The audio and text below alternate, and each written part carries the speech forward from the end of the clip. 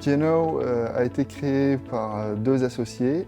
On a été intrigués par c'est-à-dire les accidents des camions qui s'encastrent sous des ponts. On a vu qu'il n'y avait pas de solution proposée sur le marché pour répondre à cette problématique-là et résoudre surtout le problème. Ce que nous, on propose, c'est que le système il va scanner d'une manière autonome la cargaison pour vérifier la hauteur, la largeur de cette cargaison-là, la transmettre au système de navigation pour qu'on puisse calculer la route en fonction du vrai gabarit du camion avec sa cargaison. La hauteur des ponts, parfois, elle ne correspond pas exactement au panneau.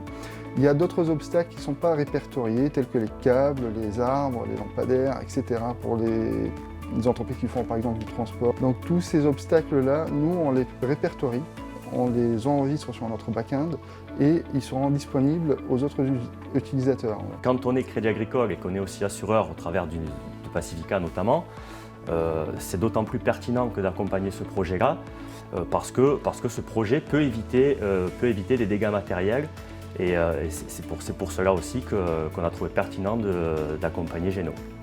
Aujourd'hui, on a fabriqué 5 prototypes, 5 hardware de notre propre développement. On a collaboré avec le labo de CNRS pour caractériser l'antenne radar qui est de notre conception aussi. Là, on est en train de finaliser notre MVP et on va entamer une phase de test, c'est-à-dire en conditions proches du réel, des camions qui font des tournées dans les villes pour alerter les chauffeurs en temps réel. Notre système est basé principalement sur un radar qui garantit toujours en fait, le fonctionnement de notre système.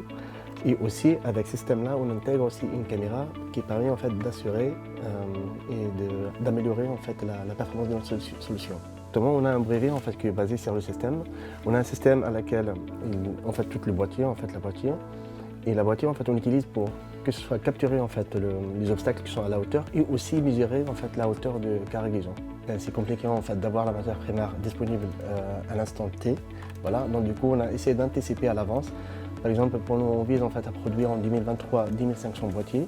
Dans ces cas-là, on a essayé d'anticiper, de communiquer avec les clients et aussi de passer de commandes pour rassurer en fait, cette quantité-là pour l'année prochaine. Le prix du boîtier, c'est 400 €.